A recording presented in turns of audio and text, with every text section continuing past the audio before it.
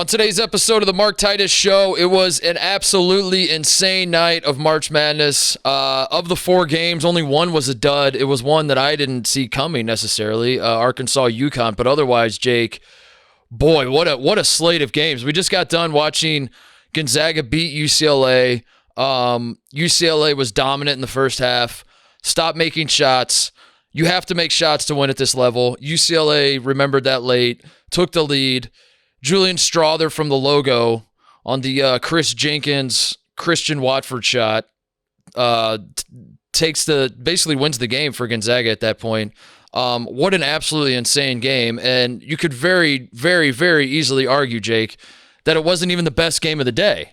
Because the best game of the day was probably Michigan State, Kansas State, Markquis Nowell balling out at a level recency bias, this always happens when I talk about March Madness games. It always happens, so I know it. I'm acknowledging it. Still going to do it. Still going to fall into the trap and say that might have been the best point guard game I've ever seen in my life. The way he had control, total control from start to finish.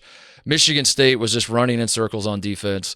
What an absolutely insane. And then Florida Atlantic comes back on Tennessee when that looked like it was going to be just an ugly rock fight in the Garden. And Florida Atlantic flips a switch, starts moving the ball, starts hitting open shots, runs away with it a little bit, like just blew it wide open. An insane night of basketball. Jake was at the Garden the whole night. I was at the Garden for a little bit. We could talk about that a little bit later and your experience, because you and I, Jake just sat down 2 minutes ago, and I haven't talked to him about everything we saw. So we'll have to hash that out. But Jake Marsh is joining me, as he has on many of these post-game shows, so to speak. And we are fired up to talk about all the stuff that happened tonight. 3 incredible games and UConn dominance. That's what we have on the docket today. Let's do it. All right, I don't even know where to really start, because I think the obvious place to start, Jake, is Markquis Nowell, given that he had the most impressive performance of the night. But did he? And I guess that's what makes it so, and it's such an incredible night of madness, is Drew Timme also was insane, was unstoppable from start to finish.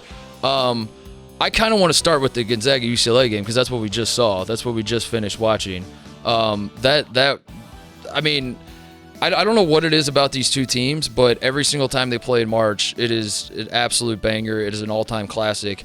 It felt like we were getting, the symmetry between the Adam Morrison 06 game and it falling on the exact same day 17 years later felt almost too on the nose. And as Gonzaga takes the big lead and then they're squandering it away, it's impossible for your mind not to go there, we've seen this story before. But we've also seen Gonzaga hit an absolutely insane shot from almost half court. Well, in the Jalen Suggs situation, or in his case, it was from half court, to steal a win from UCLA in the tournament. And in the end, that was what we got. You didn't know which story we were getting. Were we getting the repeat of the Adam Morrison, or were we getting a Jalen Suggs type ending, Jake? We got the Jalen Suggs type ending with Strawther hitting. What an insane call, by the way. Like, that was obviously what Mark Few drew up in the timeout. You're down by 1. There's 12 seconds left. They were saying on the broadcast, and rightfully so, that Gonzaga didn't need to or shouldn't hold for 1. This was not a situation where you hold for 1. You do want to get a shot up, so that way if you miss, you get the offensive rebound and you kind of prolong the game a little bit. So I don't think like a quick shot was shocking. That quick shot was shocking, and that he made it, like that was incredible. Absolutely incredible ending to the game. And I don't know what else to say. It was an all-time classic game. I want to do an advanced analytics of this. I don't know if it's out there, but I feel like logo threes in the tournament are significantly higher than any other atmosphere. I don't know if it's the juju in the buildings. I don't know if it's the confidence or the nerves, but don't you feel like more often than not, guys are making those threes? They're making the logo threes. Well, the logo, we should say, I guess, is big. There are big logos. It is big, but it's way deeper than an NBA But you're right. It is insane. Like, when he pulled up from there, and Nowell, same thing. We'll talk about him, obviously. He was pulling up from just absurd distances. Wasn't really making a lot of them, to be honest, but he was pulling up. I agree. I don't know what it is. Right? In the tournament, like, it's never really a bad shot. They never miss badly. Yeah, it feels like when Strawther shot that, I didn't think it was going in per se, but like as he shot it, I was like, uh-oh. Or I was a little surprised that they drew that up for that deep of a shot with 12 seconds left. But yeah, I didn't think like this is a horrendous shot. Oh no, what are you doing? No. I was like, oh no, here it is. Like, oh my God, they're going for 3 in the win. And not just a win. I mean, a 2 would have won it. That was stunning that they did down that. by 1. I mean, I guess the thought process if you're Markquis is we drive to the bucket, you kind of rely on refs maybe if it gets physical, hope that they make a call, then you're counting on some free throw shooting, and Gonzaga's free throw shooting down the stretch was dicey to say the least. They had ridden Drew Timme so hard to get to that point that you're thinking maybe we dump it, and all things being equal, maybe they drop a play for Timme in the end, throw it to him, maybe he just does what he's been doing the whole game. But you have to figure if you do that in this situation, Mick Cronin's going to double him and invoke some chaos defensively. So I'm sure Markquis was just like, fuck it. Like we're not going to let them dictate what this is. We're going to get a wide open shot. Granted, it's going to be from 35 feet away, but it's going to be wide open, and it's going to be our best guard, our best shooter. We're going to let him do it. And oh my God, Julian Strawther stepped up like that was. I mean, that looked like warm-ups. Like it looked like that's an all-time shot. And I keep saying it, but like I don't know what it is about these two teams, man. Mm-hmm. At a certain point, it's not a coincidence anymore. It can't be. There's like something special about these two teams playing each other. Yeah, it's unreal. And like you were saying, it really was trending to deja vu for 2006 Adam Morrison. UCLA up by 13 at the half, and then Gonzaga looked like they had the game won in the final minute. Yeah. And then, like, you could just, I was listening to Gus Johnson, like, in my head, UCLA comes back down from 17, Heartbreak City. Yeah. Like, it felt like the literal same thing happening, and it was trending in that direction. And if Strawther doesn't hit that, it's going to be, that's the storyline of the tournament. The difference of 06 and had UCLA pulled it off tonight is in 06, if memory serves, Gonzaga was the better team for 39 minutes and was in control of the game, and that's what made it so heartbreaking. Why Adam Morrison started crying is that he had that realization of like we should have we had this game the whole time. Mm-hmm. Whereas in this case, UCLA at the end of the first half, I mean, cruise control. I know you're supposed to have certain etiquette with gambling and all that shit, and I know you're not supposed to like get ahead of yourself, but I obviously don't really subscribe to those sorts of things. So like I'm watching UCLA run Gonzaga off the floor in the first half, and I'm mentally preparing for the UConn UCLA game and what the matchups might be, and is Adembona going to be healthy to take on UConn's big guys, and my mind just starts going that way because Gonzaga could not stop UCLA. They couldn't stop a runny nose, like they were. Then this has been a problem with Gonzaga all year, and Gonzaga fans know it, and at this point you are who you are, and you just trust that your offense is going to score enough to overcome the defensive shortcomings. But yeah, like it felt like UCLA was fine with Drew Timme getting his. That seemed to obviously be their strategy. We're not going to double him. We're not going to free up shooters. We're just going to let Drew Timme score like an 80% clip, but we trust that they're not going to be able to stop us on the other end. We also trust that we're going to force some turnovers, and in the end, we're going to win. And at the end of the first half, that seemed to be the strategy. Like you're like, yeah, that makes a lot of sense. This is going to work out for UCLA. Drew Timme might score 50, but UCLA is probably going to win the game. And then the second half, credit to Gonzaga defensively. They played much better defense. I think it was half that, but half like UCLA just being out of sorts. And I don't know if they were fatigued because they were getting up and down a little bit. And they're not super deep right now, obviously, with all the injury problems they've had. But Gonzaga wants to run. UCLA does not. And when you get caught in this pace of getting up and down as UCLA was in the first half, I just wonder if they got tired because they were out of sorts offensively in the second half. And yes, credit to Gonzaga for shoring up some stuff defensively, but UCLA was also missing. So I mean, we were watching the game in the gambling cave. I'm sitting next to Stephen Shea explaining to him that David Singleton does not miss. I was like, this guy 34 on UCLA, he doesn't miss. And I think, again, the guys will blame me because I jinxed him or something, but I don't know if he made a shot after the rest of the game. And he had a wide open three halfway through the second half that he bricked, and Shea just looked at me and he's like, I thought he doesn't miss. And I was like, honest to God, that's like a canary in the coal mine for me. If David Singleton is missing wide open threes It's just like something's awry with UCLA's offense. And the same sort of thing was happening where Jaquez would drive to the paint and like kind of be patient like he is. He's so good at that, where he's got like a guy, on his hip, as they say, and he kind of gives a pump fake, and then they'll lean into a guy to create separation, and then he was like missing those that he's been making all year, and some of the and one opportunities he usually powers through and gets the and one, and he was missing those. And I'm watching this like, man, something's a little off with these UCLA guys. Like, I don't know are they tired? What's going on?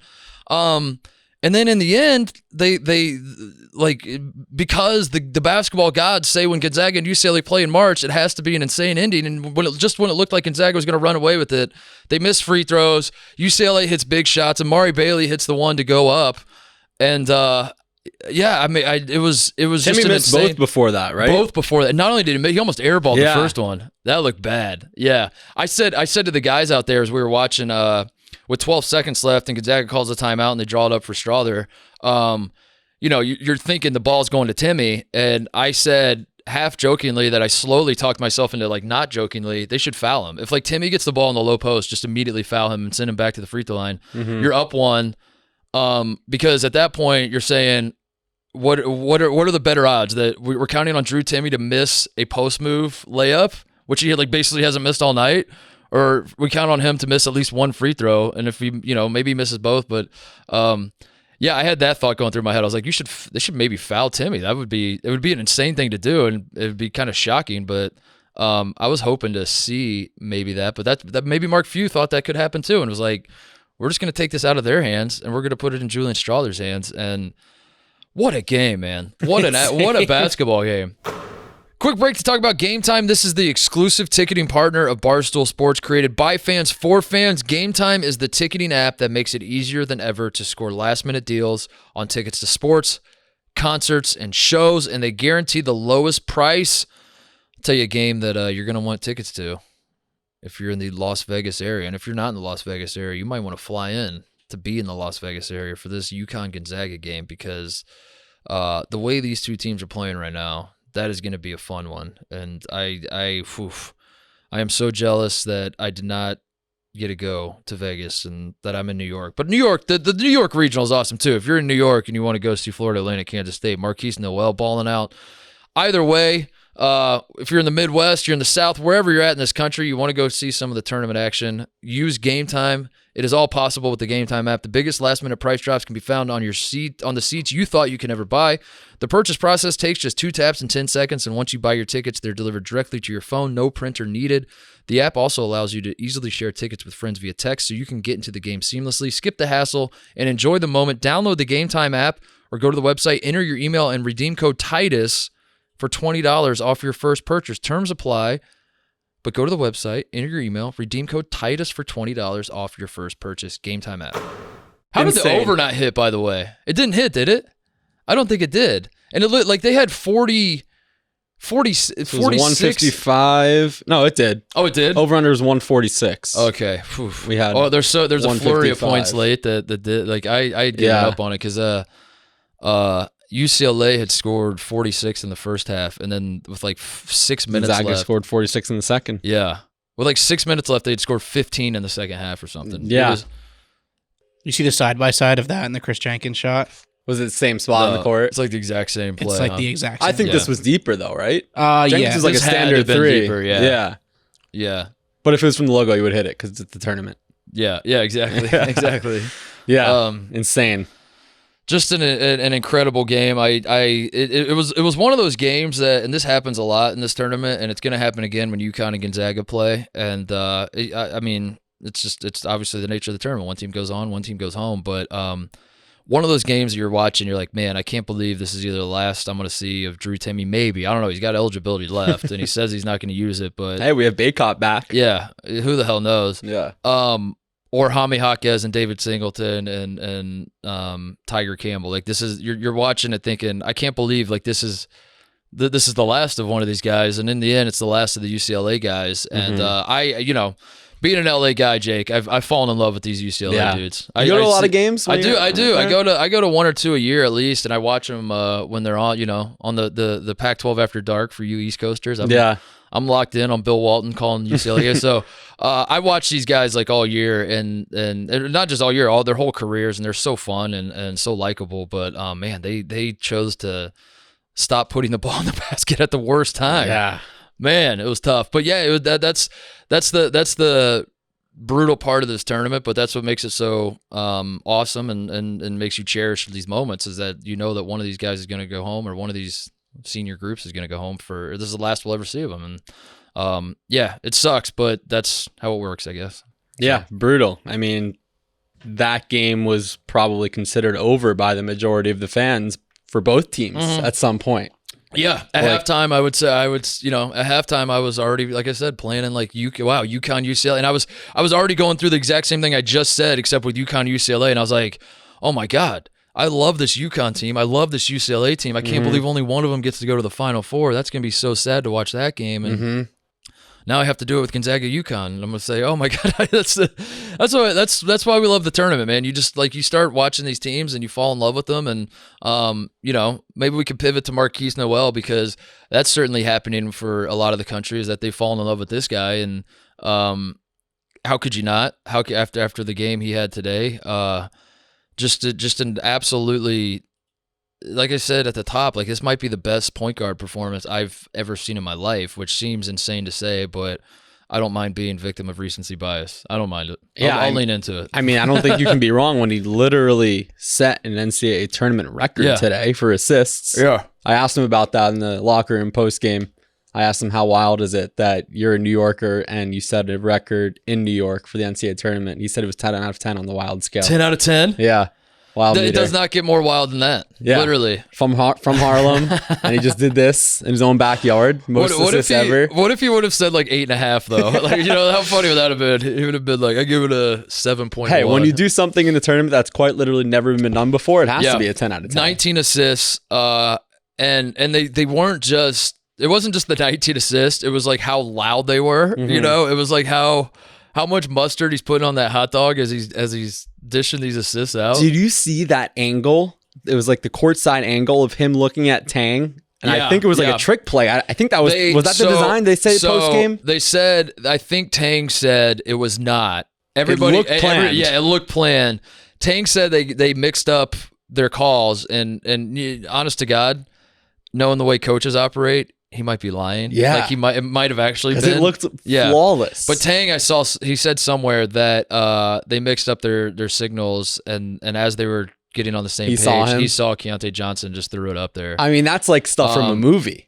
Like the hidden ball trick, but for basketball. Yeah, but now that I think about it, I think Jerome Tang's lying. I think that is a play that they have, and he just doesn't want, Florida Atlantic or whoever they'll play in the Final Four if they beat Florida Atlantic. Yeah. He doesn't want them to know that that's a play that they have. Yeah. You know maybe. What I mean? He's playing it. He's anytime I was looking at the coach. Yeah, I don't want you to know about our trick plays. Right. Yeah. But either way, that's one of the coolest things I've seen in this tournament. It was very cool. Well, that was the top 5 coolest things I've seen in this tournament were Markquis Nowell today. I think once I've been trying to track my favorite one shining moments, and I try to predict what's going to be in the montage. You could have a whole show for him. Yeah. Oh, absolutely. And another thing I want to say about this man, and I know they give out regional most outstanding players, but one of my frustrations when you get to the Final Four and they give out the most outstanding player of the Final Four, aka the Jim Nance tie receiver, the Jim Nance tie. But they usually just do it we need a trophy for the whole tournament. Markquis Nowell, I don't want him to get to if Kansas State goes on to win a national championship, and the way they're playing, who I'm not going to say they're not going to.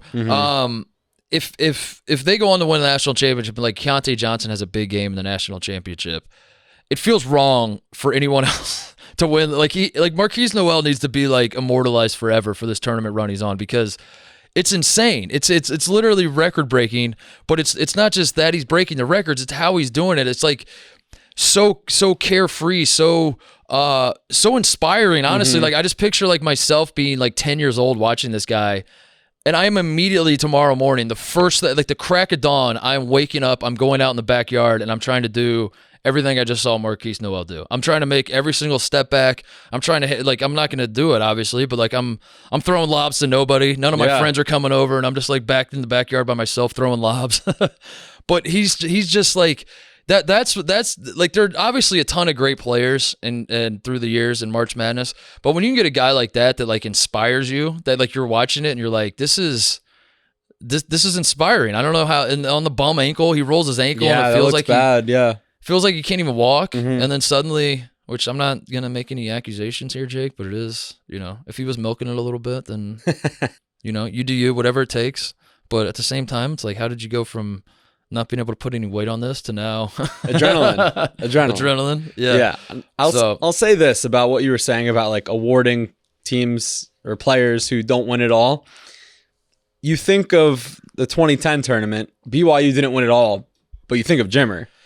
Yeah, so there are some performances where teams get knocked out early and you'll still remember Carson Edwards in 2019. Exactly. Yeah. That's where I'm at with Markquis Nowell is we got to have some sort of, and the same way with Carson in 2019, there's got to be some way to, I don't know what it is. Maybe we don't need an official thing. Maybe just the fact that we know the common folk that's remember. What I'm saying. That's good enough. You know? I think he belongs in that category. If they don't go all the way, people remember certain moments, like Ali Farouk-Manesh. They lost in the second round, but he's one of the most iconic moments in tournament history. As long as we show your clips on an Enterprise commercial in the future, exactly, or an AT&T commercial. As long as AT&T Lily lets you run on the beach with her, or if a generic sports media account says 8 years ago today, Markquis Nowell did this in Madison Square Garden. Yeah, exactly. That's how you know. Just build a March Madness Guy Hall of Fame. Yeah, this is the guy wing. Should we do this? I think we should. We should do this in Chicago. We should make we should make our own wing of March Madness. But it's tournament performances only, right? Not season. Correct. Yeah, it's just it's guys who you can't tell the story of that NCAA tournament without talking about them, but because they didn't win the national championship or get to a certain level, I'm in. The official records don't really acknowledge them. I mean, the official record book, I guess, acknowledges this one night where he broke the record for most assists in a game, but you know what I'm saying? The recap of the 2023 tournament, if Kansas State loses to Florida Atlantic and they bow out in the Elite Eight. Mm-hmm. When you write the Wikipedia article about the 2023 NCAA tournament, there's a chance it might not. It'll have one sentence about Markquis Nowell. Right, and that's absurd. FDU is going to lead it. Princeton will be there, and then let's say you broke the record, but it's that's not enough for me. I need multiple paragraphs on this man. I need I need someone to recap the magic. I need someone to talk about Michigan State just being at a complete loss where they were Michigan State's guys were so enamored by Markquis Nowell that they were getting back cut all night because they were just standing still, staring at the ball damn, this dude's good. And then their offensive player would back cut him and dunk How about on the shot face. that he hit where he blew a tire? Yeah. And he oh my God, I forgot about that. I don't know how that possibly was anywhere near the hoop. Oh my God. Yeah.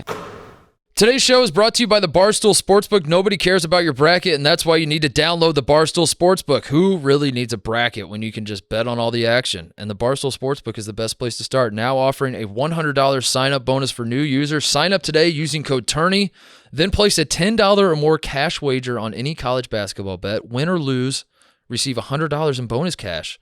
So download and create an account today and be sure to use code TOURNEY to unlock your $100 in bonus cash. 2 incredible rounds are in the books.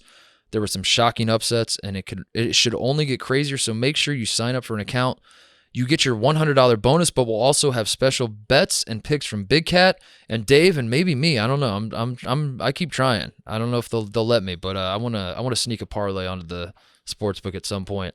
Great promos like Parlay Insurance, Underdog Insurance, and more. Download the Barstool Sportsbook and create an account today, and be sure to use code TOURNEY to unlock your $100 in bonus cash. Must be 21 plus. Gambling problem? Call 1-800-GAMBLER. Even if they get knocked out by FAU or lose later on in the tournament, they just knocked out Kentucky and Michigan State. Yeah, when they were underdogs in both games. Yeah, yeah. Higher seed. Now here's the problem. Dog. Here's the problem with Kansas State is that here's the problem with this point. We're at a point in the tournament where all 4 teams that won tonight, and I'm sure all 4 teams that win tomorrow, are starting to convince themselves that they're the team of destiny. Jake. Yes. And as it turns out, and I've watched a lot of these tournaments throughout my life, and I'm pretty sure every year only one, except for 2020, no one won it. But every single year otherwise, only one team has won it. False. So 2013, 0 teams technically won it. Also 2013, 0 teams technically won it. Shout out there we Rick go. Pitino. That's what. So I find that fascinating because the Kansas State game ends. The Kansas State beats Michigan State in overtime. First overtime, only overtime game we've had in this tournament. Yep. I think you're walking away and you're like, this is the team of destiny. Like the way they beat Kentucky on some hero ball type plays down the stretch from Nowell and Keontae Johnson. And then tonight, the same sort of thing. You're saying to yourself, like, this team is obviously destined to do something great beyond this. You don't think so? The only exception to that, I think, will be if Alabama beats San Diego State by like 15 or more. Then I think the storyline will then turn into it's Alabama's tournament to lose. We have a Death Star. It's their tournament to lose. Yeah, we have to take down. Yeah, because Houston, they look shaky for their first 2 games, right? Like Northern Kentucky kind of held on there. They were down 10 at half to Auburn, so they haven't been that impressive so far. If Alabama crushes San Diego State, everyone's going to say that's true. Like it's if you're listening, Twitter search Alabama's tournament to lose if they beat San Diego State by 15 or more. And I guguarei you'll get a lot of results. But as it stands tonight, Kansas State walks away and they say we're the team of destiny. I don't know how you couldn't if you're a Kansas State fan. Right. But then immediately, like as that's going on, UConn is beating the brakes off of Arkansas. Just like, I mean, I don't know what the final score was, but it wasn't that close. 88-65. Yeah, it wasn't that close. Yeah. They were the 20-23. It wasn't even that close. So if you're a UConn fan, you're like, obviously we're the team of destiny. We're just absolutely wrecking teams out here. UConn has looked dominant. Gonzaga's thinking this is our year. Finally, Gonzaga's no pressure like, on we're the team us. of destiny. Yep. If we were going to lose, we were going to lose to UCLA and blow that game. Yeah.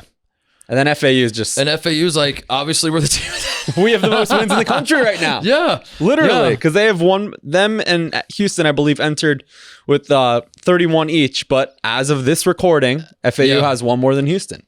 Shout out Ish Masu, by the way, for Kansas State, who did not miss in this game. I was looking up the box score. The box score says he misses, but I think the statistician must have got something wrong because I watched the game with my own... I see 5 of 8.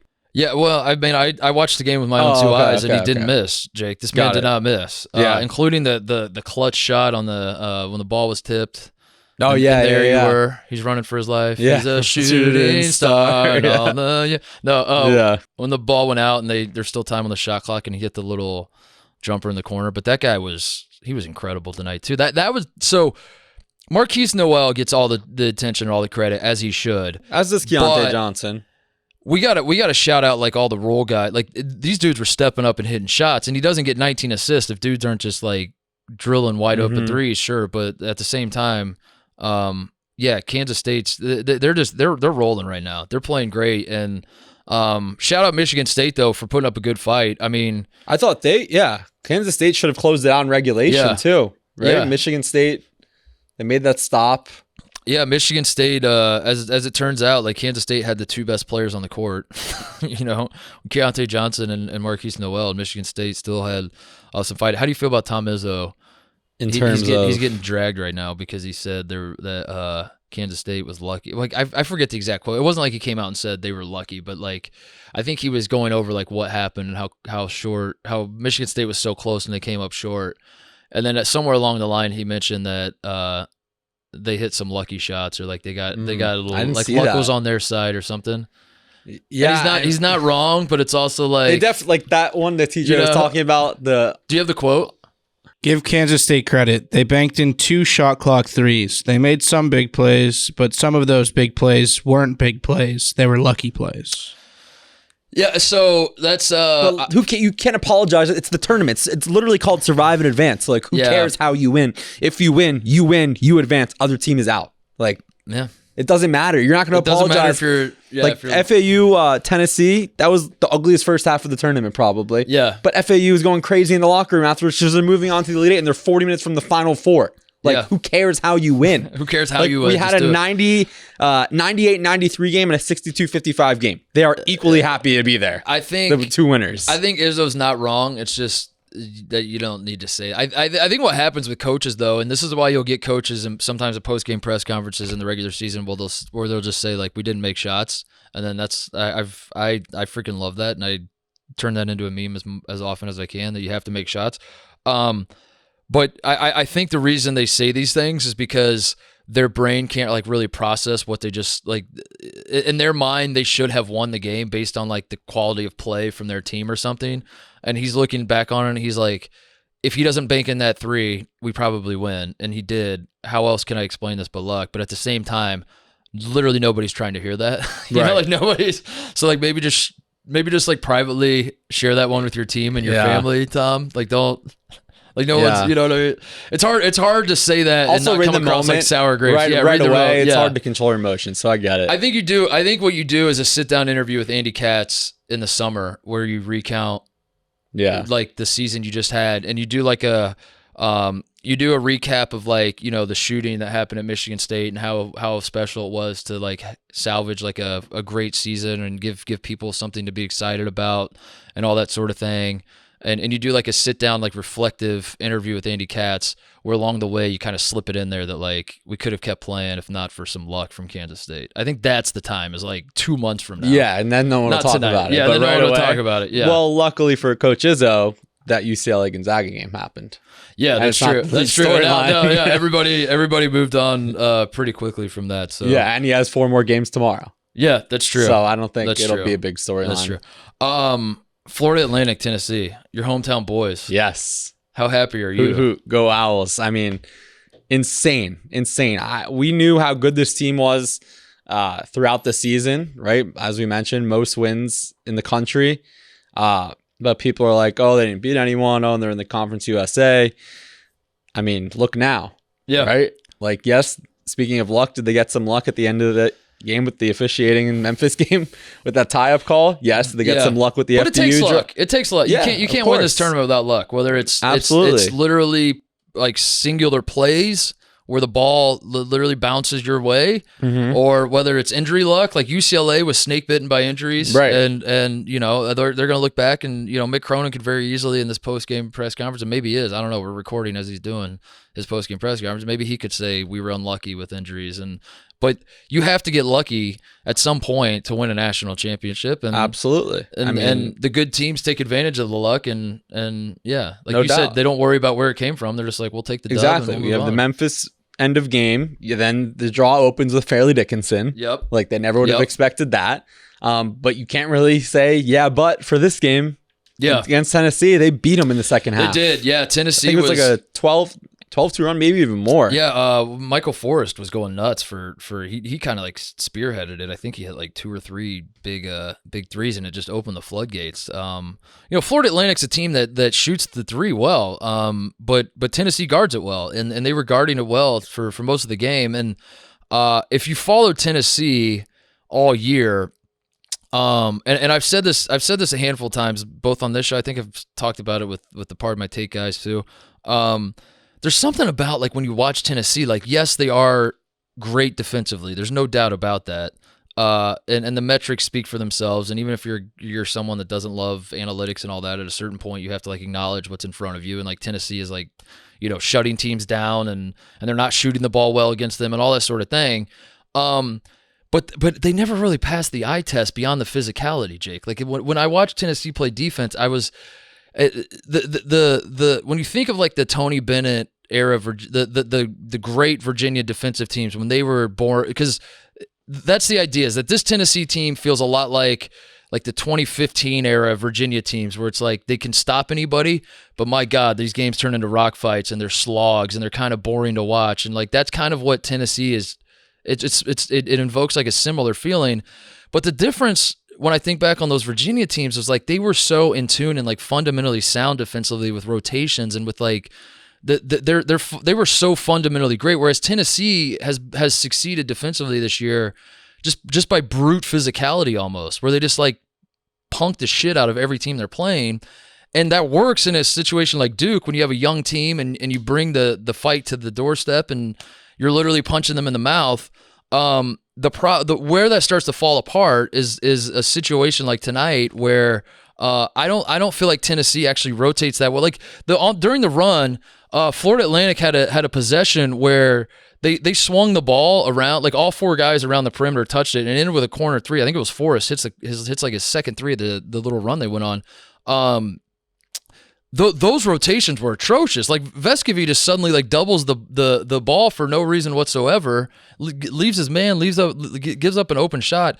That's the kind of stuff that, like, if you watch Tennessee all year, you're like, yes, I know their defense is great, but like, man, I feel like something's like not. It's just not really, and I don't know. That's kind of what I saw happen. Was like they brought the physicality like they always do, but Florida Atlantic got a little more patient. Move the ball a little bit. And once you start hitting threes on Tennessee, you stretch them out, driving lanes become open, and the floodgates kind of opened up. And that's what I saw, but I was also watching kind of 2 games at once, so maybe I'm an idiot. Tired of being soft when you should be hard? 40% of men suffer from hormonal imbalances and low testosterone, and no one's willing to talk about it. The average male testosterone level has decreased by 26% over the last 3 decades. The situation is that you have a bunch of guys that are depressed, they don't have energy, they can't focus, they're gaining weight faster, their libido is gone. Elevated by Astroflav is an all-natural testosterone booster that contains 2 powerful ingredients, Fedosia agrestis and Tonkat Ali. This combination in Elevated has shown results of 250-point increase in total testosterone, but can be anywhere between 200 to 400-point increase, which increases energy, improves libido, reduces stress levels, helps build muscle and burn fat. Elevated by Astroflav has over 500,000 bottles sold to men with amazing results. Get a free 2-week trial of Elevated Natural Testosterone Booster. Just pay shipping. Visit astroflav.com/barstool to try today. You mentioned physicality. I think this is a good time to mention Plavcic. Mm-hmm. Oh my. Yeah, very dirty People player. were talking about his performance against Duke, right? Yeah. And then this one. I don't know how you defend this guy, this play. Well, he went out and just shoved them. The way Tennessee fans will defend him is they'll say, this is who this man has always been. And I guess that's your defense, is you're like, this is like, I don't, yeah, you put it on the other person. You just say, like, why are you upset about this now? He's been doing this all year. But you're absolutely right. I want to choose my words carefully, but yeah, he does not exactly play I'm trying to pull it up again, but a great. There's just they eventually reviewed it and gave him the flagrant, but I don't see. I don't say this. I say this with no exaggeration whatsoever. I think he committed 2 flagrant fouls within the I'm surprised he didn't get a flagrant 2, get ejected. Within the first 4 minutes of the Duke game, I thought he had committed 2 flagrant fouls and should have been ejected. And then he committed like another one later in the game. That's how he plays. I don't know. Like that's, if you're Tennessee, I guess you say like I don't know what you say. I mean, he's very physical. Like you like his, but he's cost him some games this year too. Like he does some boneheaded stuff, and he just thinks like he's the toughest guy on the court. Yeah, he's there for a fight, man. He brings that Eastern European energy. He's like, I'm not here for a basketball game. I'm here for a fight. And isn't that the definition of a flagrant 2? Like they never call flagrant 2s, you would think so. right? I mean, I guess if you want to argue that there's a little flopping going on top of it, like it's definitely, I don't know, it's definitely a foul, but like you add, you're exaggerating a little bit. I don't believe these things, Jake. Don't argue with me. I'm just trying to be devil's advocate here and try to see the other side. But yeah, I think Florida Atlantic has positioned themselves now. It's worked out exactly like I said to get Florida Atlantic to be likable. Because remember, Florida Atlantic deserved to all be thrown in prison for trying to dunk on Fairleigh Least Dickinson. likable Cinderella ever. Least likable Cinderella ever. And I told you their path to being likable is going up against a Tennessee team that that people should hate, but Tennessee brought the dirty play to Duke, so like we didn't quite hate Tennessee yet, because you're like, yeah, Duke does kind of deserve to get punched in the mouth. A lot of elaborate hatred sliding scales going on here in the East region, but I think tonight Florida Atlantic has repositioned themselves as being super likable because of Tennessee. I agree with that. However, fast forward to Saturday. Yeah, now exactly. the public loves the little guy, no pun intended, or pun I guess intended, with Markquis Nowell. Everyone loves him now. I was on Twitter. Everyone's like, oh, what a story. Kansas State, little guy, New Yorker. Now everyone's going to go back to rooting against FAU. Florida Atlantic against Memphis, super likable because Memphis is Penny Hardaway, like not exactly. They're not hated, but they're just kind of like, like they're just, I don't know. He's dropping bags to get 5 stars, and they're not like a program that I think America's like, I want to see them succeed per se. Yeah. I would much rather see Florida Atlantic succeed in that game. They win that. Then all of a sudden they're hated. Because of FDU. Then they're liked because of Tennessee. And Tennessee and their style of play. And then now they're back to hated because of Kansas State. So make up your mind. And then they hold on. Let me play this out. They beat Kansas State. They're in the Final Four. They play Alabama. You don't want them to beat Alabama. Now they're likable against Alabama. Championship. And then championship. Houston. They'll play Houston. Story. Yeah, they'll play Hometown Houston. guys winning it all. Or like Texas, who's Rodney Terry. Del Conte comes out. The AD at Texas comes out and says before the game, if Texas wins the national championship, I will hire Rodney Terry. But if he loses, I'm not hiring him. So everyone's like, get this guy come on, get Florida Atlantic out of here. We don't want Florida Atlantic to beat Rodney Terry. So if our algorithm is correct, they're going to beat Kansas State when no one wants them to. Mm-hmm. Okay, and people won't like them. Then they'll beat Alabama when people want them to. Yes. And then they'll lose to either Texas or Houston in the championship game. So if you're filling out a bracket, there you go. Is Gonzaga likable? I think people are just sick of them. They're just like, all right, you guys make it this far and never win. What do you think, we don't TJ? care. We want fresh blood. I think at one point they were likable, but like Jay said, they're in it, especially for like newer college basketball fans. They're there every year, so they're like essentially to newer college basketball fans a blue blood. Like they're always in the tournament. Right, there's nothing, always in the Sweet 16. Yeah. But they haven't won it. That sucks for Gonzaga fans because I do think that they do have the blue blood hatred towards them, maybe. But they have not won a title. At least all the other blue bloods are like, I remember that title we won. They're also not power conference, so like the conference championship doesn't mean anything. St. Mary's is the school from that conference that it's like people get behind, I think, where it's like, oh, that's true. That's true. Guy. Yeah, Gonzaga's Australian team. That's funny. Yeah, that's funny. They talk funny. Yeah. So I think the winner of the FAU Kansas State game is going to be like who the public's rooting for heading into the Final Four week. Xavier's likable, I think. They're a fun story, but it's going to be tough for them, Miami or Xavier. Especially if the FAU Kansas State winner is playing Bama. Everyone's going to want them. Let's be honest. If Florida Atlantic is playing Xavier in the national title game, I don't think people are really watching. I don't think we're going to have to worry about like who's... We were walking to the Garden tonight. What did I ask you? What's the worst possible? If FAU and Kansas State are playing in the Elite Eight, how many people watch? Yeah. Well, I think after tonight, people now there's story. I mean, for the record, we're watching regardless. We're going regardless. Yeah, we love this stuff. I think I might be done with the tournament. I think I might just check back in and I'll just Google the box scores. Before but actually, I'm going to live check the Gametime app right now. Shout out Gametime. We love Gametime. What do you think the get-in price is for FAU Kansas State at MSG in the at MSG on Saturday night? The get-in price.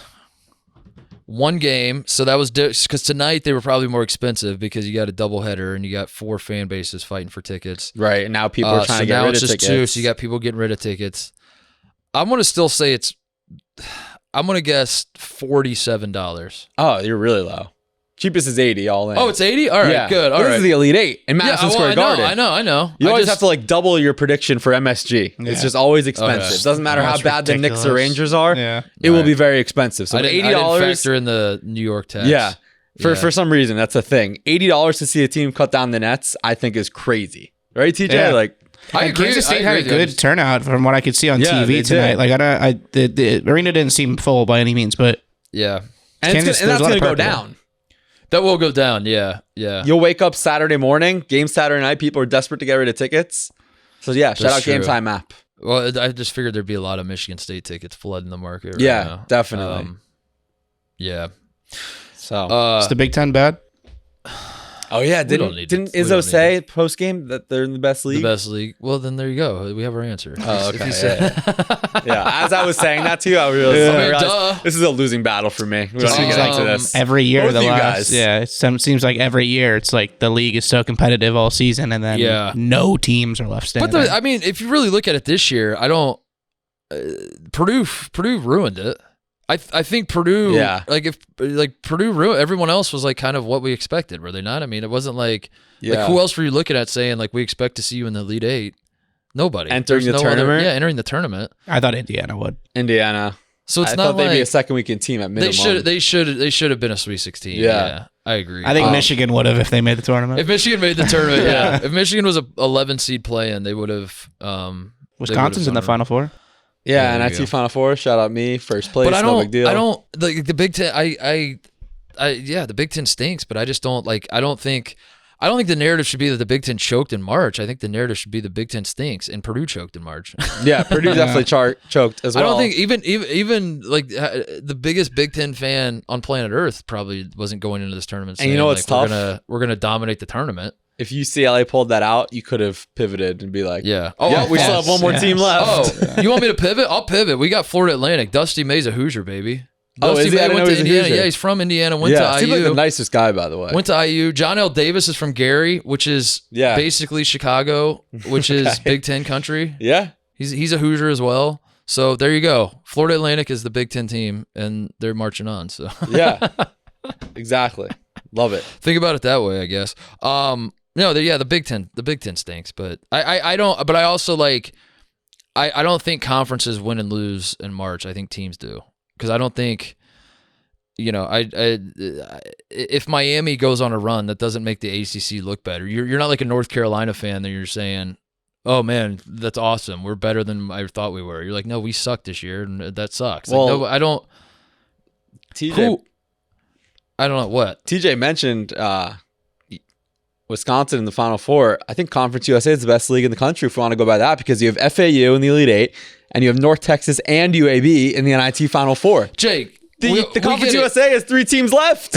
Jake, we get it. You have a great NIT bracket right now. Yes, 3 out of 4 in my Final Four. But no, that wasn't my intention of bringing that up. That's crazy. Conference USA might be the best mid-major league in the country. I don't know. I go crazy about conference talk because I guess like if you're watching and listening to this, you're like, yeah, of course you do, because you're a Big Ten guy and and you're a loser. So yeah, of course it drives you crazy. But I don't know, like with Xavier, if Xavier and Creighton win tomorrow, I don't look at the Elite Eight and say, wow, the Big East is awesome because they have 3 teams in the Elite Eight, because you could just as easy be like, the team that won your league and the team that won your conference tournament lost to the big not even the best team in the Big Ten in the second round. Wow, so, Big East could. There's a path for the Big East to get 3 in the Final Four. I think the Big East should obviously exalt like what their teams are doing, but at the same time, like I don't see that and say, wow, the Big East is awesome. I say, I thought the Big East was already awesome. I didn't need this to reinforce it. I think this tells me that Xavier, Creighton, and UConn are awesome, not the Big East. Like I'm not like that doesn't make me think higher of DePaul and Villanova and I don't know. Maybe Big East is awesome though. I mean, the Big East is awesome. Think of the teams. There's 3 teams left, and think of what just happened with the teams that are already eliminated this week. Mm-hmm. Sign me up. I know. Georgetown, Providence, St. John's, all in the headlines. Xavier, UConn. No, the Creighton, Big East is awesome. All still is. Don't get me wrong. I think the Big East is awesome. I just don't think like I'm on the fence as to whether or not the Big East is good. And then if Creighton and Xavier win, now I'm going to say, okay, well now the Big East is awesome. Quick break to talk about our friends at Coors Light. There's nothing like the excitement of the big tournament, but every buzzer beater for your team is someone else's bracket buster, and every game is a chance to turn the tables. When your pride or your money is on the line and you need to take a beat, take a moment to chill with an ice-cold Coors Light. I can't wait to get back to Los Angeles. Hopefully the weather's good. I don't know what I haven't looked it up, but hopefully the weather's nice. I might sneak a beach day in here before the Final Four. Get some Coors Lights. I might have to hit up some of my UCLA friends I have out there in LA and buy them a round of Coors Lights after their heartbreak they suffered tonight. I don't know. But I do know this. There's only one beer out there that's literally made to chill, and that's Coors Light. When the mountains turn blue, it is as cold as the Rockies. When you need to hit reset, just crack open an ice-cold Coors Light. It's mountain cold refreshment made to chill. When you need a strategic timeout from the madness, reach for Coors Light. It is the beer that is made to chill, so you can refresh the spirit and jump back into the excitement. Get Coors Light and the new look delivered straight to your door with Drizzly or Instacart by going to CoorsLight.com/Titus. Celebrate responsibly. Coors Brewing Company, Golden, Colorado. In the same way, like I thought the SEC was a good conference this year, and if Bama loses tomorrow, the SEC shut out of the Elite Eight as well, and that doesn't change how I felt about watching that conference all year. I don't know. I think that stuff's stupid, but again, I'm a Big Ten guy, so of course I'm going to think that. Yeah, I'm self-aware enough to. That's fair. Mountain West, if San Diego State makes the Final Four, like we said all along. Mountain West is a Mountain West. Yeah, the Mountain West. Besides San Diego State, Mountain West had the worst showing in this tournament by far. Nevada did not belong in the NCAA tournament. Sorry, TJ, but like So we're gonna say that if San Diego State makes the Final Four, and you can always have like different cutoff points where you argue like. You could say like not this tournament, but just any given tournament. Say like the ACC has like 8 teams in the round of 32. That proves that the ACC is great. But then the next round of games happen, and 6 of them lose, and you're like, well, the ACC only has 2 in the Sweet 16. Yeah. But then those 2 go to the Final Four, and then the ACC's back to being like, we have 2 of the Final Four. You know, you're like, this is all stupid. What are we doing? Why don't we just look at the teams and say the teams are good? Why are we looking at? And besides, all the conference realignment, none of this shit matters anyway. There's going to be 2 conferences. When all the dust settles, I guess the Big 12 will be around. I'm scared for that. The Big 12 will be fine for the mid majors. We still need Cinderellas. Yeah. We'll see. That's is Florida Atlantic a Cinderella? I think they have to be, right? I mean, they are, but they're winning and they're. I think if they beat Purdue, they'd be a Cinderella. I think there's a very good team on a run. I think so too. I think if they go to the Final Four, it's Cinderella. I think Cinderella diminishes how good they are. Yeah. You know, I think when you call them a Cinderella, it's like they're not supposed to be here. Yeah. And I guess technically by seed, they're not supposed to. But as you said, they lead the country in wins. They're they got 2-point underdog Saturday to go to the Final Four. That's not Cinderella. That's not a Cinderella. Yeah. I believe it's Kansas State -2 Saturday night. Cinderella. 0 tournament wins in program history. I think that makes you an automatic Cinderella. Florida Atlantic? Yeah, their first appearance was in 2003. But they would have gotten an at-large.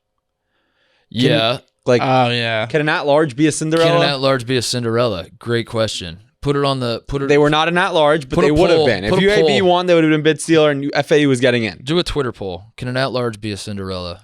Yeah, that's a good poll. I don't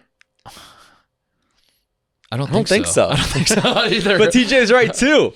Like, it's FAU. Yeah. Shout out Boca. Small school though. FAU. I will continue to beat this drum until Princeton loses. FAU is more of a Cinderella than Princeton.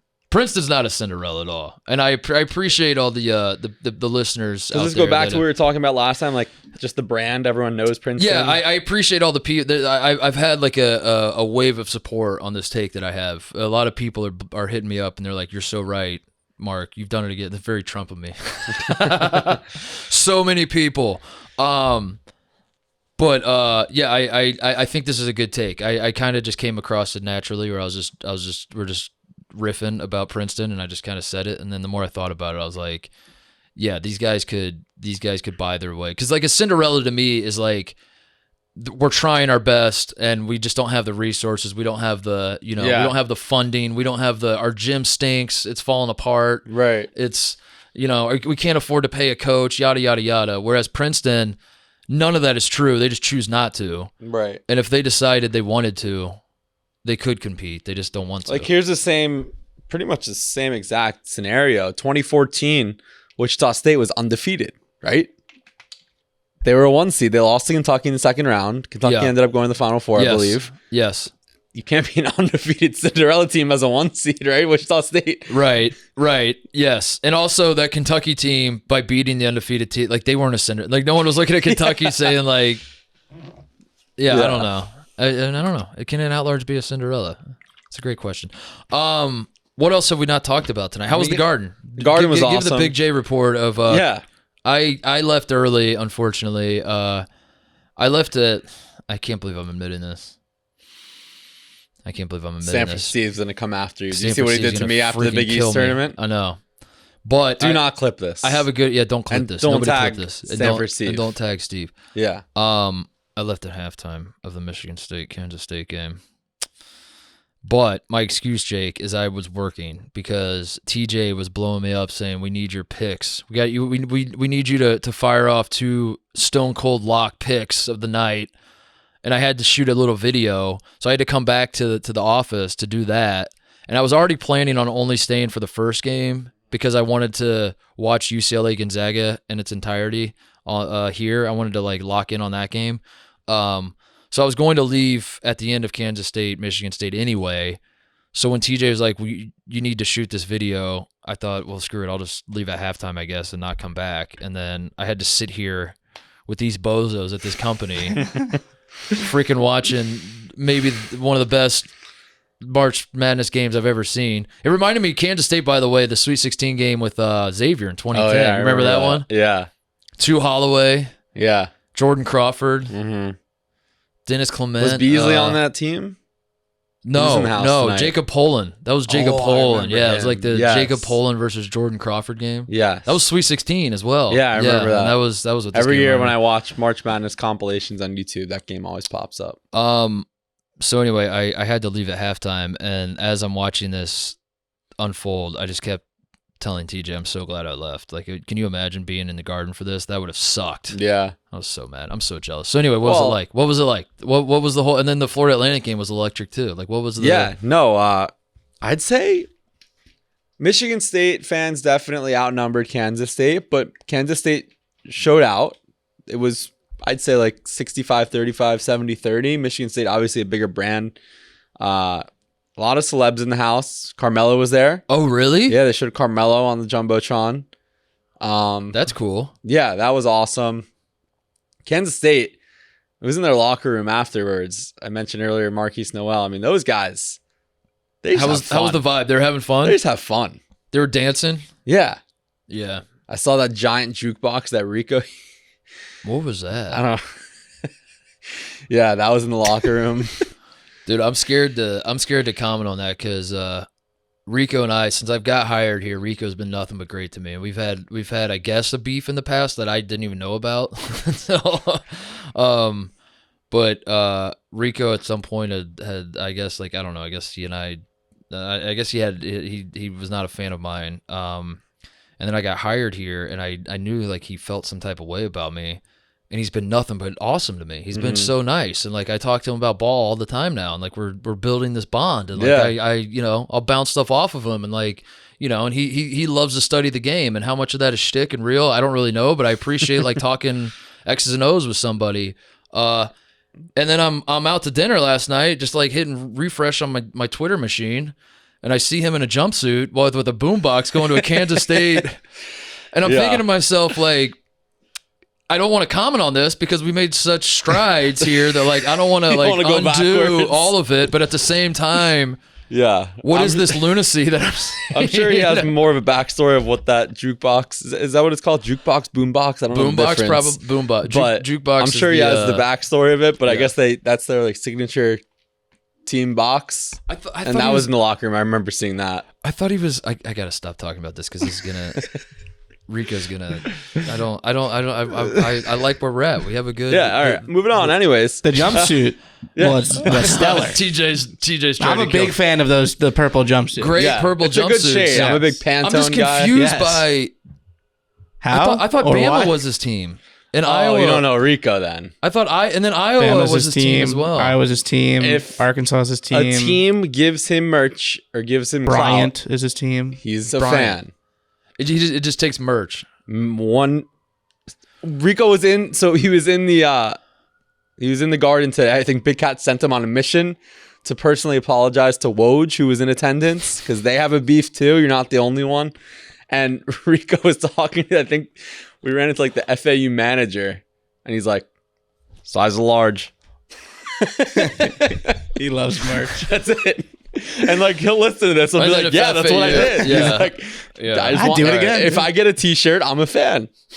Right. He's very easy to win over. I'm not hating. I'm really not. It's just it's always how he's been. I had to do a double take when I saw him and wearing the sunglasses, clapping along with the out of like trying to find the beat. Because I was like, what is this? But I respect. Like I said, Rico and I have. We've made strides. So I'm for great it, to man. see. Great to see. It's March. Everyone should be getting along. Absolutely. Rising tide lifts all boats. I don't. Yeah. Yeah. I get. We talked about UConn a little bit, but not in depth. Just how dominating their performance was. Yeah. We didn't really spend a lot of time. Yeah. I didn't. I'll be honest. Like by the time I turned the game on, it was kind of over. But this was a terrible matchup for Arkansas. Obviously, they got blown out. But Arkansas can't really shoot, and the way they win games is just by simply being more athletic and getting to the rim at will on teams, and you're just not going to do that against UConn. UConn has the size and the athleticism to shut that down, and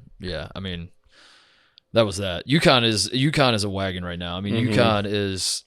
I'm buying into the hype, and UConn people have the last 10 years.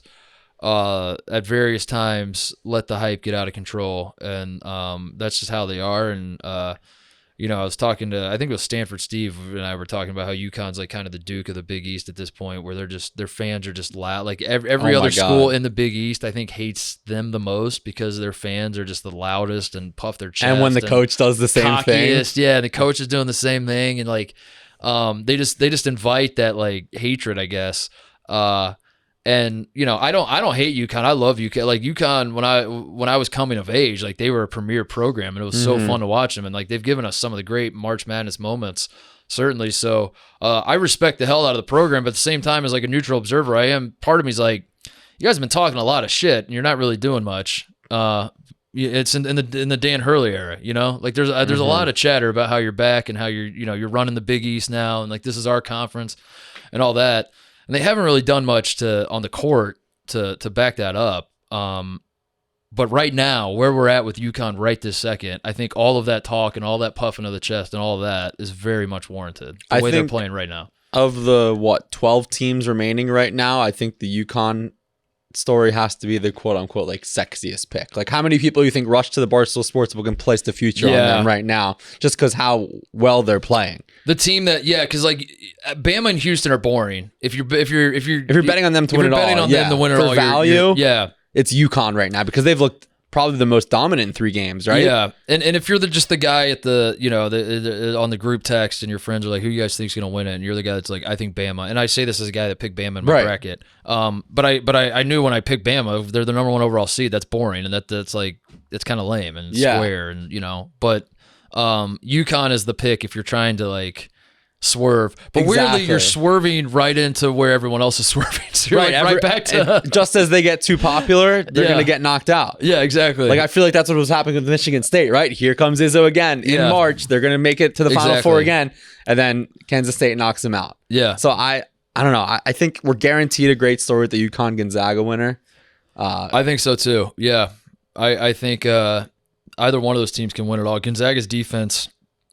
They obviously throughout the course of the season have not been playing national championship caliber defense, but they tightened it up against UCLA, and crazier things have happened, man. Like they don't need to be the 85 Bears out there to win a national championship. Right. We just need them to give a little bit of effort. I mean, give a little bit of effort, and it goes a long way. Right. From a broader perspective, I wonder what you think of this, just based off what happened tonight. Look at the left side of the bracket versus the right side. If Alabama loses the left side, we're going to be guaranteed to get such a weird team in the Final Four. Great point. Or championship game. Great point. Right? In the championship game, yeah. Yeah, I mean, this is the part of the bracket where I do the exact same thing, where I'm like, oh my God, Bama, San Diego State, Creighton, Princeton, Florida Atlantic, or Kansas State will be playing for national championship. One of those 6 teams. And if it's not Bama, it's going to be weird. It's gonna feel a little weird for sure. Yeah, I mean Kansas State has been at times like they got up to top 5, didn't they, at some point this season? Yeah, they've been tremendous for sure. But they lost to Butler. You love Butler though. I do love Butler, but I watched a lot of Butler this year. Butler was not a good basketball team, and Kansas State lost to Butler, so I guess that is a little. But on the flip side, the 6 teams remaining on the right side. Heavy hitters. Any of them playing in the championship, you'd be like, The worst team left on the right, Miami. On the right side is the ACC co-champion, regular season co-champion. But if Bama gets knocked out, you're getting maybe 3 seed Kansas State. If not, you're getting a Mountain West team, a 6 seed, a 15 seed, or a 9 seed. That's crazy. So it's literally like we said, Bama to lose. Give me a wild. It's madness. I would say. That's more mad than wild. Right. No, you're right. And I guess the other conclusion to draw from that is, would this be a choke job for Bama? People said at the moment, I think Virginia lost, right? How far does Bama have to get before you're like, damn, they really choked that?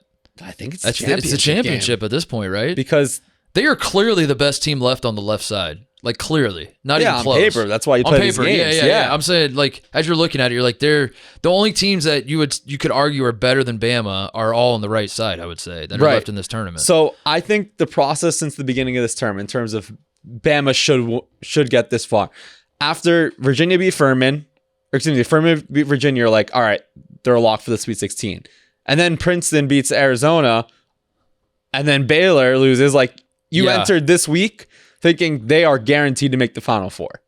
Now, after tonight, what I'm saying is If they don't make the championship game, that's a disaster. I agree. I think I agree. And I don't want to put too much pressure on a group of 19 and 20 and 21-year-old dudes, but you're absolute frauds if you do not make the national championship. But you're not wrong, dude. It's broken wide open for Bama. Like we say, broken wide open, like a good draw. But now that's how the tournament works. So the second you think it has, so that's you'll slip up. I think San Diego State's a bad matchup. I do. I don't think they're gonna win. I would not. I'm not advising anyone to bet money line San Diego State or anything like that.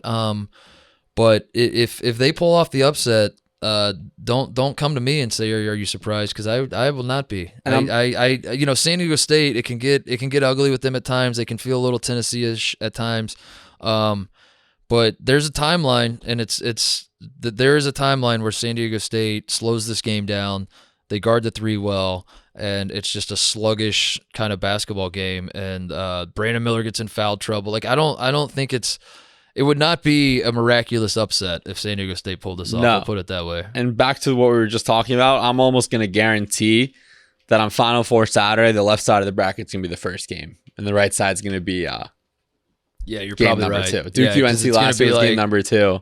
Kansas Especially State, if Florida Bama. Atlantic wins. If it's like, Bama. That's the best case scenario in terms of seeds. Florida Atlantic, yeah. And then if Houston, the hometown team. The thing about Bama is that they can just, like, San Diego State could be in control of this game for 31 minutes, 32 minutes, and they're up like 1 with 8 minutes left. And Bama could win by 12. Correct. Yeah. That's what's so terrifying about Bama. Tomorrow, like, you're never dead. Exactly. Yeah. Exactly. Then that's why I couldn't bet on Bama, because they're the one team that just has like blowout potential on the snap of a finger. But I don't know. I'm excited for the Friday games. That Midwest region is going to be awesome. Dogs will eat anything: shoes, toilet paper, garbage, and even kibble. But just because they'll eat it doesn't mean it's healthy food. Here's an idea. What if dogs ate real food? Eating processed food for every meal is not healthy. We all know that. And kibble is subject to multiple rounds of high heat processing, making it an ultra processed food. Try something fresh. Feed your dog the farmer's dog. It's real, fresh, healthy food with whole meat and veggies gently cooked in human-grade kitchens to preserve their nutritional value. Just tell them about your dog, and they'll deliver personalized, vet-developed recipes for as little as $2 a day. Meals arrive in pre-portioned, ready-to-serve packs, conveniently delivered on your schedule. Dog people all across the country have ordered millions of meals from the Farmer's Dog. It's never been easier to invest in your dog's health with fresh food. Get 50% off your first box of fresh, healthy food at thefarmersdog.com/Titus. Plus, you get free shipping. Just go to thefarmersdog.com/Titus. Get 50% off. That's thefarmersdog.com/Titus. Go do it. Go. Every time we talk about this, I'm making a plea to you. If you love your dog, you have to feed your dog good stuff. Thefarmersdog.com/Titus has that good stuff. 50% off. Go do it now.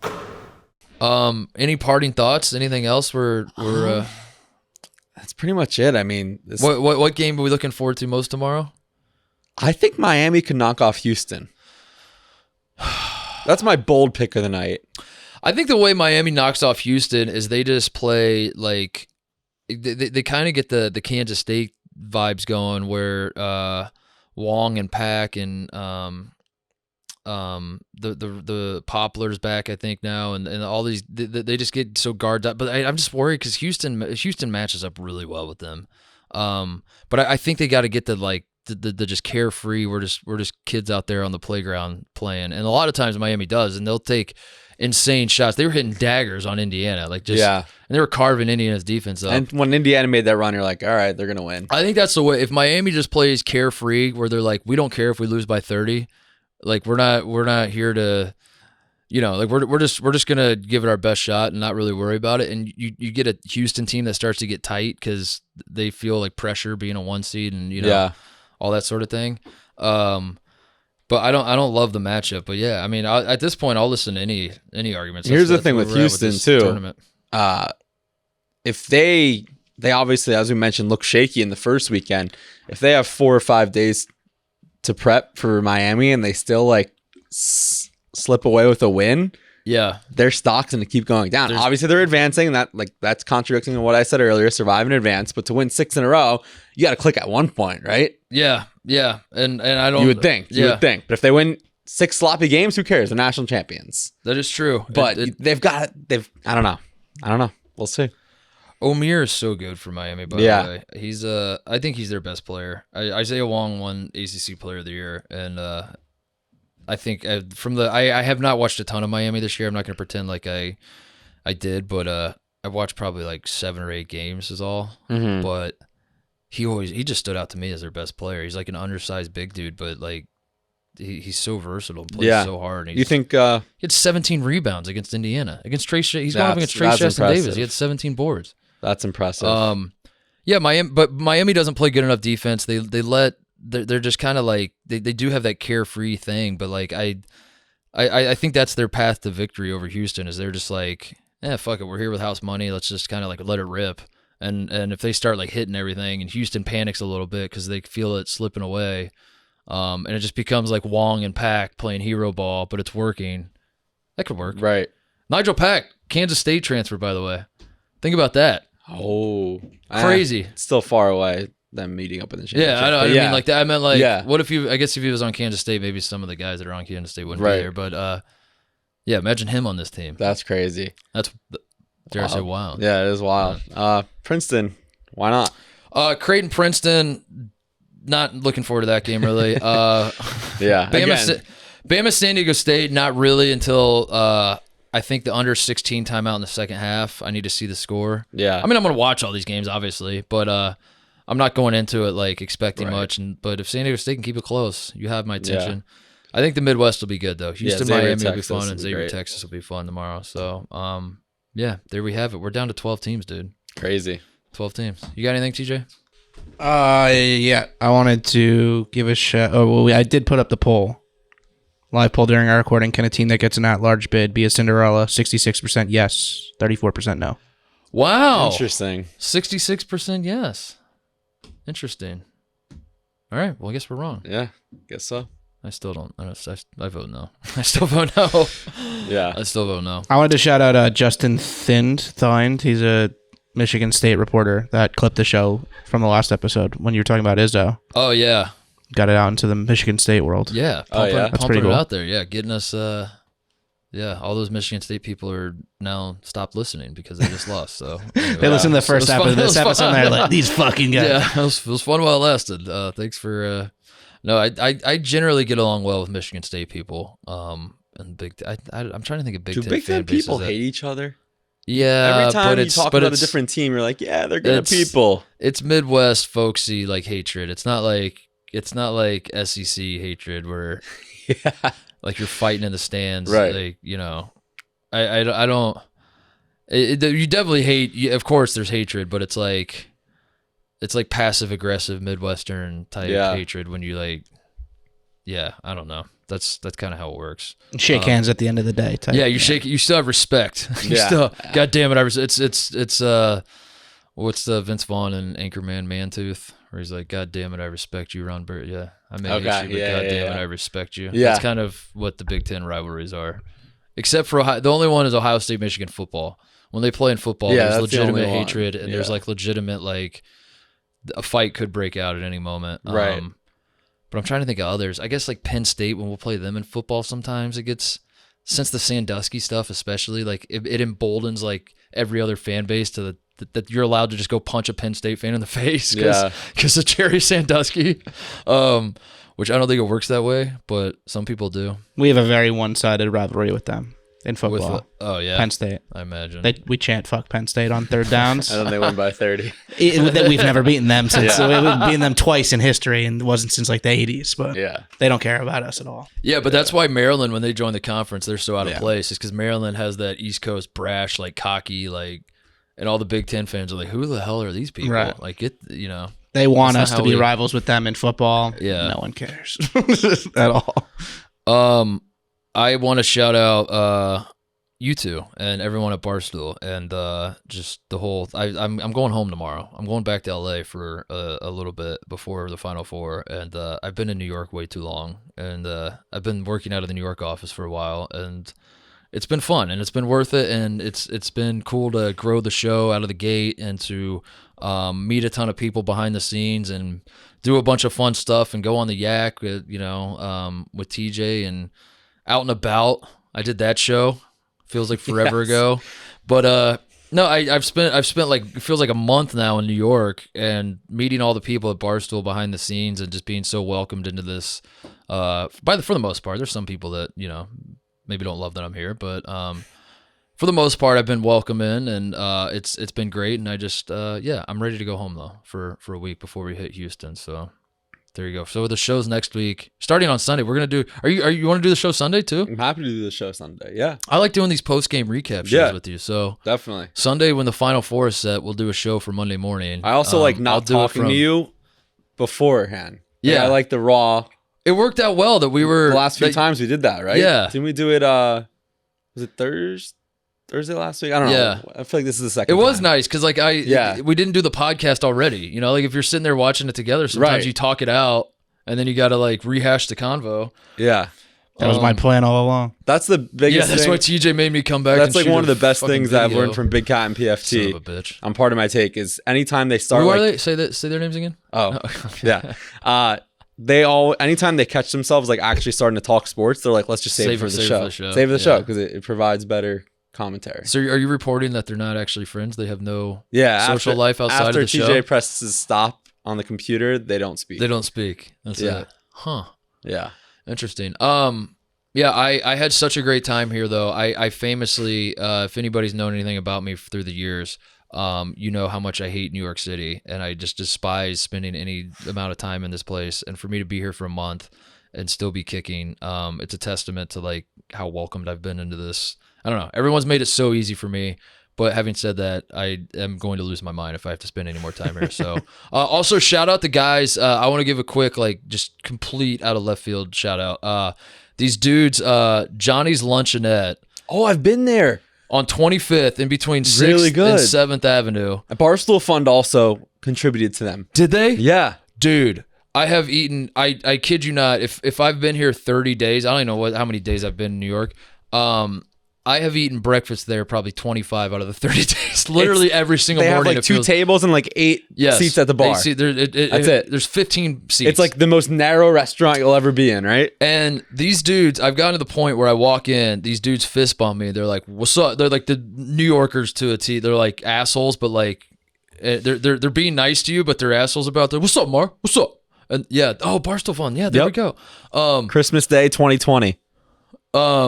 Shout out Dave. They like you ask for like coffee or something, and they're just like, "Yeah, give me a second." Like, is this Johnny? That's Johnny. Yep. They just go, "Give me a second." Like they're yelling it. I'm like, "Whoa, I'm sorry. I just kind of wanted." But then you kind of realize they're just like New Yorkers, whatever.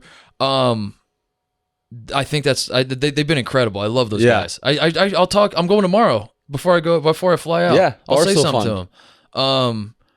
I don't know. I just feel compelled to give them a shout out. So if you're ever in New York and you're staying in, what is this area called? Chelsea. Yeah. Chelsea area. Go to Johnny's.